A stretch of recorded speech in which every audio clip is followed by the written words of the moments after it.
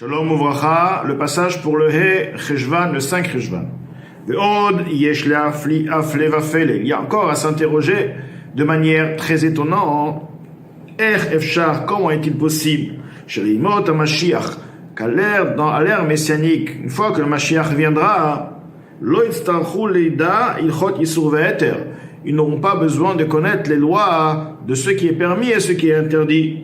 Uvetuma vetara, ainsi que les lois de pureté et d'impureté. Qui est richretu akorbanot.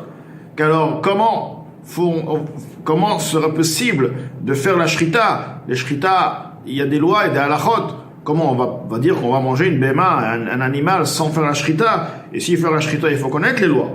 Les gam choulin, donc non pas seulement les lois de shrita des sacrifices, car le Beth Amikdash sera construit, mais il y a aussi les animaux profanes pour manger de manière générale. Donc comment faire la shrita si on ne va pas connaître, on ne va pas apprendre les lois du Shulchan Aruch, de ce qui est comment faire la shrita?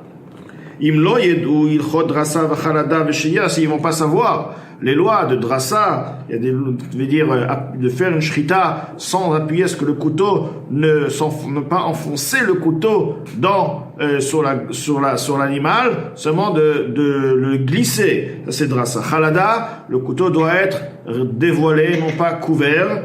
Vesheya, c'est le temps, c'est ce qui veut dire ne pas interrompre de faire la shrita d'une manière en une fois. La poslim, la shrita, que tous ces points-là peuvent rendre invalide la shrita. Ou bgimat asakin, aussi si le couteau n'est pas lisse, n'est pas comme il se doit, taillé comme il se doit. Vechiv aled ish betivo, est-ce que peut-on dire qu'une personne va naître de par sa nature? Lorsque Mashiach viendra, la personne va naître de par nature, chez Yeshochet, sera un shochet de manière naturelle. Bli sheya vedrasa, sans avoir la crainte qu'il fasse sheya et drasa. Forcément que la personne a besoin de connaître les halachot, a besoin de s'entraîner. Les gamma sakin tiye bria, et peut-on dire que le couteau sera un couteau qui sera toujours valide, et sans s'abîmer, blip gima le olam, sans avoir une entaille, sans avoir un manque dans le couteau, de manière continue, c'est-à-dire qu'on peut dire que les choses seront miraculeuses. Non, forcément que la personne aura besoin d'avoir affaire à prendre la halachot, aiguiser son couteau, etc.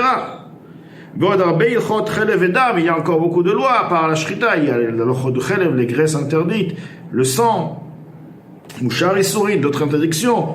Tous ces halachot seront là, la Torah ne va pas changer. Il faut connaître les halachot.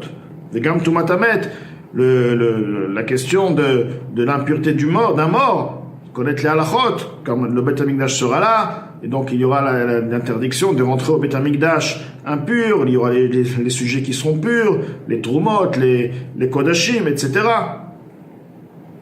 Il faudra donc les connaître, comme il est écrit un ar ben me'at shana yamut, le jeune, parce que par à l'âge de 100 ans va-t-il mourir. Donc ceci nous prouve bien qu'il y aura le concept de la mort, même une fois que le Mashiach sera là. Vegam tumat yoledet, également l'impureté d'une femme qui a accouché.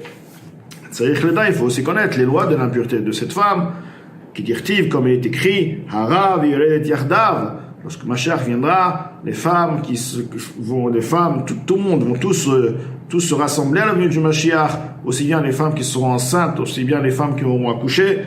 Im teled isha bechol yom, si une femme va enfanter chaque jour, mibiya achat, de par une relation. Donc, à l'époque du Mashiach, la femme pourra enfanter après 24 heures, une fois qu'elle est tombée, donc, la gestation, elle pourra donc avoir un enfant en 24 heures. Comme ce fut avec Adam et Chava, avant la faute, donc ils sont nés vraiment, ils ont eu donc Caïn et Hevel en peu de temps, dans la même journée, avant Shabbat.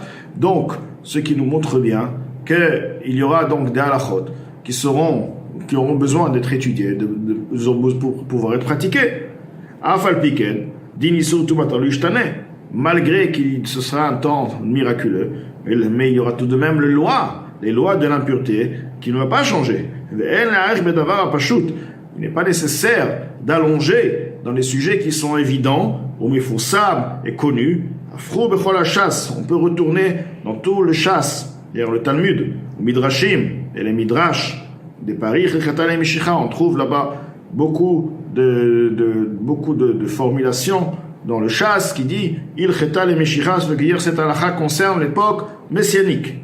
Mais Eliyahu balifshot kol afsekot. Eliyahu, lorsqu'il viendra, Eliyahu un avis, il viendra pour nous clarifier tous les doutes de la halakha. Ce passage, Eliyahu, c'est lui qui va l'expliquer, qui va la commenter. Et on parle bien des lois, de choses interdites, de choses permises, etc. Donc tout ceci nous prouve bien qu'au temps du Mashiach, les halachot de tout ce qui compte, tout ce qui est interdit et permis, pur et impur, seront toujours là. Donc on ne peut pas dire que le Issur Ve'eter, que les choses qui sont permis et les choses qui sont interdites proviennent que l'étude de ce qui est permis et ce qui est interdit provient de l'arbre de la connaissance du bien et du mal. Car lorsque Mashiach viendra, on n'aura plus affaire à l'arbre du bien et du mal, on aura affaire uniquement à l'arbre de vie. Et pourtant, malgré ceci, nous aurons affaire aux lois de permis, des choses permis et interdites. Encore, il n'est pas compris.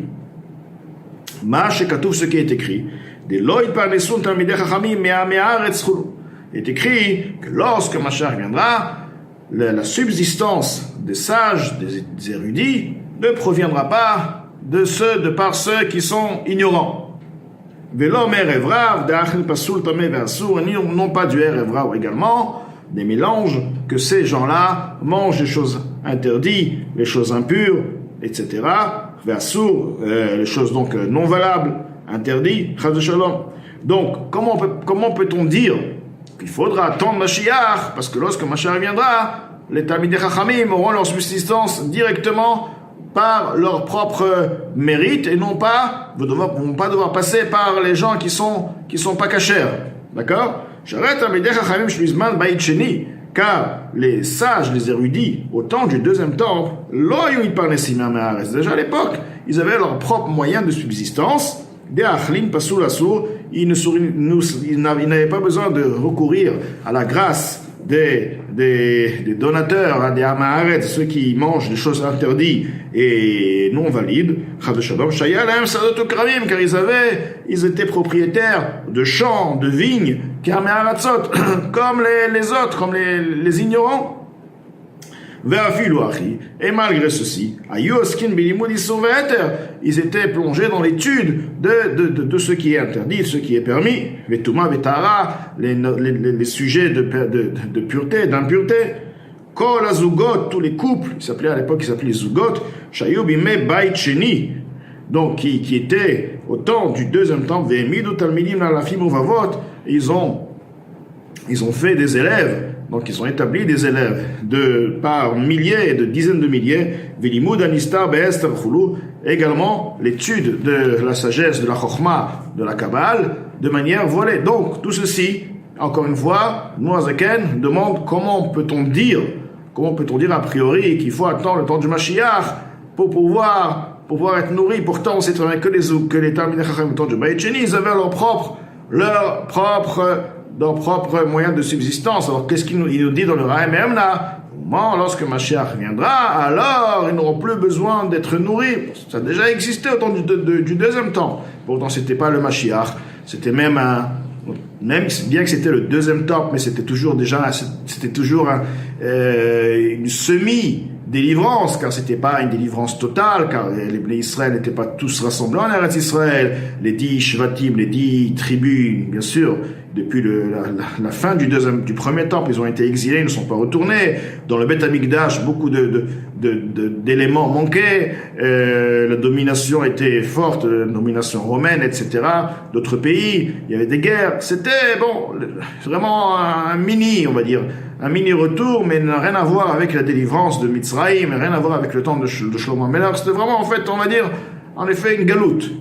une galoute légère, mais un exil tout de même. Et malgré ceci, ils avaient donc leur propre moyen de subsistance. Là, Noazaken, par la suite, va nous expliquer justement le sens du Rayamem.